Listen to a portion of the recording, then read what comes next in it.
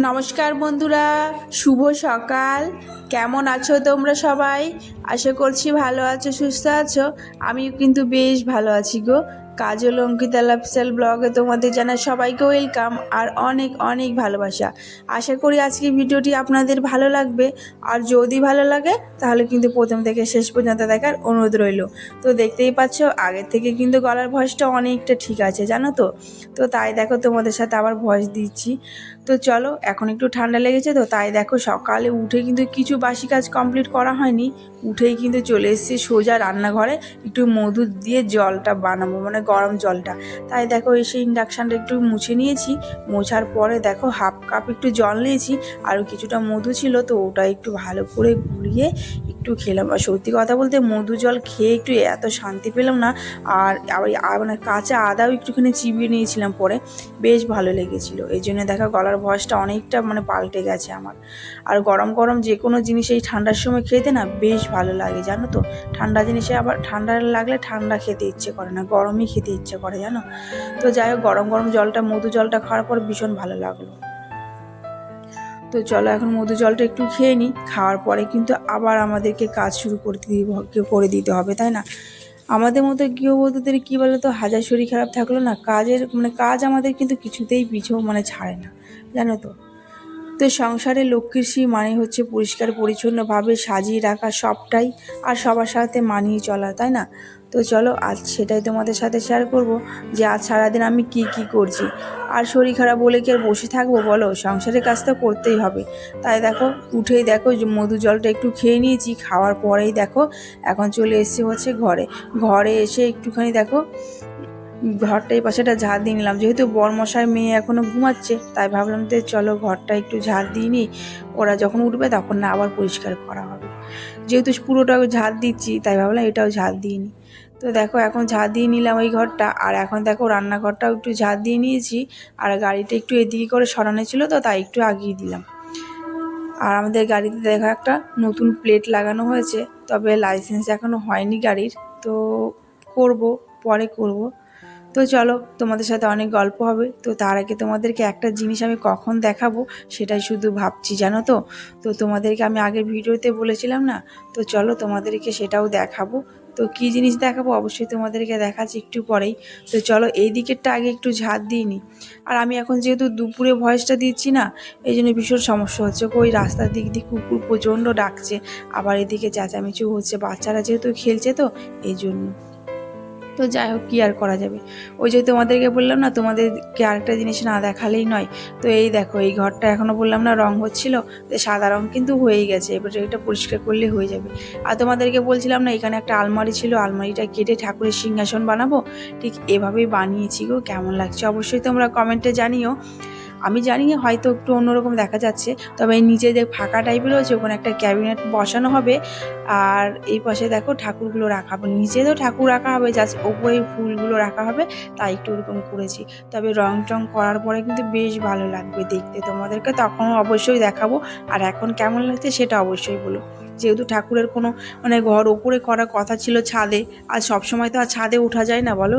এই জন্যে ভাবছি কি আমি আলমারিটা নাই ব্যবহার করবোই না, এটা আমি নয় ঠাকুরের সিংহাসনই করে নেবো। তাই দেখো ওটাকেই কিন্তু সিংহাসন করে নেওয়া হয়েছে। আর ওটা কিন্তু কোনো মিস্ত্রি করেনি, আমার বরমশাই করেছে, কিন্তু নিজে নিজে মাপযোগ করে কেটে আমি যেভাবে বলেছিলাম ঠিক সেভাবেই কিন্তু করেছে। আমি বলেছিলাম 3টে র্যাক করতে, তবে ও দুটো দুটো করে করেছে। তবে বেশ ভালো হয়েছে, মানে 3টে করলে বেশি বাজে লাগতো, ছোট হয়ে যেত। তো যাই হোক তোমরা অবশ্যই বলো। আর এদিকে দেখো ওটা তো ঘর ঝাড় দেওয়া হয়ে গেছে, আর এখন দেখো বরমশাইটা কিন্তু উঠে গেছে। এর আগে কিন্তু আমি শ্বশুরমশাইকে চা করে দিয়ে রান্নাঘরে তারপরে কিন্তু এসেছি বিছানাটা গুছাতে। এসে দেখি ওরা উঠে গেছে, তাই ভাবলাম যে চলো বিছানাটাও একটু গুছিয়ে ফেলি, তা না হলে আবার রান্না করতে গেলে পরে আবার অসুবিধা হবে। তাই দেখো এই ঘরে এখন বিছানাটা একটু গুছিয়ে নিচ্ছি। আর আমার ভিডিওটা তোমাদের যদি খারাপও লাগে আর যদি কোনো ভালো লাগে সেটা অবশ্যই তোমরা কমেন্টে করেও জানিও গো। ভুল তো হতেই পারে, তাই না বলো। হয়তো ভয়েস দেওয়ার সময় হয়তো অন্য কথাও বলে দিতে পারি। তো যাই হোক অবশ্যই তোমরা যদি কোনো ভুল হয়ে থাকে অবশ্যই কমেন্টে জানিও গো। তো দেখতেই পাচ্ছ আমি খাটটা একটু গুছিয়ে নিয়েছি, গোছানোর পর দেখো একটু মুছে নিচ্ছি। আর খাটটা না কতবার মুছবো বলো, আমি দিনে হয়তো 2বার করে মুছছি, যেহেতু ঘরে কাজ চলছে, কাজ চলার কারণে না নোংরা হয়ে যাচ্ছে। আর আমার নোংরা ঘর দেখতে ভীষণ বিরক্ত লাগছে, বলো কী আর করবো বলো, যতদিন না কাজটা কমপ্লিট হচ্ছে ঘরে এরকমই করে থাকতে হবে আমাকে। তো এরকম করে দেখো মুছছি একবার, বরমশাই বলছে থাক ছেড়ে দাও, বেশি মুছো না। এই মোছামুছি করতেই আমার কিন্তু শরীর খারাপ হয়ে গেছে জানো, এই যে ধুলোবালিগুলো উঠছে না, ওই ধুলোবালি থেকেই আমার ওই মানে ঠান্ডা লেগে গেছে। তাই দেখো বেশি আর করলাম না, তবুও কিন্তু মানে কি বলবো, এলোমেলো থাকলে দেখতে ভীষণ বাজে লাগছে। তাও দেখো কিছুটা ওখান থেকে জামা প্যান্ট নিয়ে এসেছি, ওই যে মাচার উপরে যে জামা প্যান্টগুলো রাখা ছিল না, ওখান থেকে কিছুটা নিয়ে এসেছি। নিয়ে আসার পরে দেখো এখানে কিছুটা ভাঁজ করে নিচ্ছি, অল্প অল্প করেই ভাঁজ করছি, পুরোটা তো আর পারবো না ভাঁজ করতে। আবার রান্নাঘরে অনেকগুলো রাখা রয়েছে, যেহেতু এই ঘরটা আজকে খালি করতে হবে, বললো যে এই ঘরে নাকি কিছুটা একটু রং করবে, সাদা রং। আর এই ঘরটা ইচ্ছা আছে যে কালার করার, তো কী কালার করব অবশ্যই তোমাদেরকে অবশ্যই জানাবো আর দেখাবো। তো এইদিকে তো দেখতেই পাচ্ছ আমার কিন্তু ভাঁজ করা কমপ্লিট হয়ে গেছে। তো সেগুলো একটু ভাঁজ করে শোকেসের মধ্যে রেখে দিলাম গো। তো চলো এখন যাব হচ্ছে রান্নাঘরে, মিস্ত্রিরা কিন্তু চলেই এসছে। তো ওরা তো আর ঘরের ভেতরে ঢুকবে না, তাই ও ক্যামেরাটা আমার দেখতে পায়নি, তাই ও ঘরে যাওয়ার সময় কিন্তু আমাকে দেখতেই পেয়েছিল। তো যাই হোক, ওইদিকে তো শ্বশুরমশাইকে সকালে আগে চা করেই দিয়েছিলাম, তাই দেখো এখন মিস্ত্রিদের জন্য একটু চা করে নিচ্ছি। আর এখনকার মিস্ত্রিরা কী বলো তো, বিস্কুট খায় না, শুধু চাই খায়। তো তার জন্য দেখো শুধু চাই করে দিচ্ছি ওদেরকে, বললো যে বিস্কুট খাবো না, তাই আর দিলাম না বিস্কুটটা ওদেরকে। আর এখন এসছে হচ্ছে 3টে মিস্ত্রি, পরে আবার আসতেও পারে, তখন আবার বানাতে হবে। তো চা নাকি আবার করে পরে গরম করে নাকি দিতে নেই, গরম চাই দিতে হয়, তাই আর বেশি করলাম না। আমার জন্য হাফ করেছিলাম, ওটা আমি আমার জন্য একটু আদা দিয়ে করেছিলাম, আর ওদেরকে দিয়ে দিয়েছি মিস্ত্রিদেরকে। আর আমার জন্য একটু করেছিলাম আদা দিয়ে, সেটাই দেখে একটু বসে বসে এই ঘরে খেয়ে নিচ্ছি। আর এই ঘরে বুঝতে পারছো টিভিটা চেঞ্জ করা হয়েছে, কারণটা হচ্ছে এই ঘরের টিভিটা না খারাপ হয়ে গেছে। তাই এটা হচ্ছে শ্বশুরমশাই ঘরে যেই টিভিটা ছিল না, ওই টিভিটাই কিন্তু এই ঘরে এনে রাখা হয়েছে। তবে এখনও মানে মিস্ত্রি যতক্ষণ আসছে না, টিভির মিস্ত্রি, ততক্ষণ টিভিটা চলছেই না, ওরকমই থাকছে। শাশুড়ির মতো টিভি দেখতেই পাচ্ছি না জানো।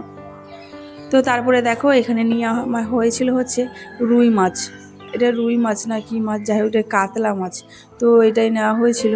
তো দেখো ওটাকে এখন ভেজে নিয়েছি। আর আজকে না বাড়িতে একটু তেলই ছিল না, জাস্ট এইটুকুই তেল ছিল, আজ ভেবেছি অল্প তেলেই রান্না হবে। তো সত্যি আজকে তেল ছিল না, পরে দোকানে যাব, কালকে রাতে ভেবেছিলাম মুদিখানা দোকানে যাওয়ার কথা ছিল, কাল আর গেলাম না, শরীরটা অত ভালো লাগছিল না বলে আজও আর গেলাম না। থাক একবারে নাই দুপুরেই যাবো ওখানে। তাই দেখো রান্নাটা ওইটুকু তেলেই করে নিলাম। আর এখানে যে কোনো জিনিস বেশি থাকলে না বেশি ব্যবহার করতে ইচ্ছে করে, আর না থাকলে সেটা ইচ্ছেই করে না। তাই ভাবলাম কি আনবোই না এখন তেল, একবারে পরে গিয়ে বিকেলবেলা কিংবা দুপুরবেলায় নিয়ে আসবো। তো ওইটুকু তেলেই রান্না বান্না কমপ্লিট হয়ে গেছে। আর আজ তো সেরকম রান্না করলাম না, মাছের ঝোলই করেছি।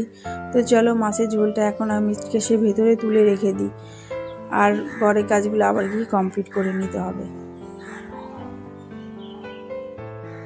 তো এই দেখো আমার এখন মাছের ঝোল কিন্তু হয়ে গেছে আলু দিয়ে। আর এখন দেখো চলে এসেছি হচ্ছে ঘরে এসে এই দেখো দেখতে পাচ্ছ মেয়ে হচ্ছে একা একা দেখো কিভাবে টিপটা পড়েছে, ওকে দেখে তো আমার ভীষণ হাসি পাচ্ছে, ও কিন্তু বেশ আনন্দ পাচ্ছে। আগের দিনও ভালো করে পড়েছিল বলে ও ভাবছে যে আজও ওই নিজে একা একা পড়বে। তাই দেখো ওই একা একা যেই বলেছি সেই দেখো ওই দেখো মুছে ফেলেছে, দেখতে পাচ্ছ, মানে এত পাকা মেয়ে দেখলে বলার সাথে সাথে কিন্তু মুছে ফেলেছে।